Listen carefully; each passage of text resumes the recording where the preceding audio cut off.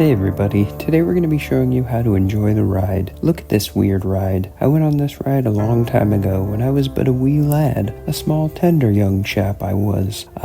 What memories I have of that day. It was a rainy autumn day, much like today. The sky was a flat gray and only the faintest hint of sun was visible through the unmoving cloud cover. It had been raining all morning and I was in a foul mood. Work had been difficult as of late. Several clients had made ridiculous demands of me and they were unwilling to accept anything other than a miracle to bring their projects to completion on time and under budget. I had only been a part of the firm for 2 years at that point. I had recently celebrated my 7th birthday. You might be surprised to learn that I was working at a large, well-known firm by the time I was 5 years old, but that's just how we did things back then. It was expected that we go into business just as soon as our vocabulary allowed for it. I was reading books when I was 8 months old, and I had authored my first novella when I was 3. But enough of all that. I'm here to speak of this ride, this strange, alluring ride that thrilled my young imagination. Just look at all of the colors and shapes. Oh, how I wish you could smell it. You may not be able to see it in this old film, but the vehicle which slowly wound us through the ride was actually a sort of seafaring vessel. It was a small boat, and the liquid on top of which we floated was a particularly aromatic brew, the likes of which I have not seen before or since. I have contacted the proprietors of this ride by letter, and I've begged them to give me the recipe for their ambulatory soup, but they refused to give me even a hint as to what created such a rich, intoxicating odor. I offered them no small sum of money for the information I desired, and they turned me down flat.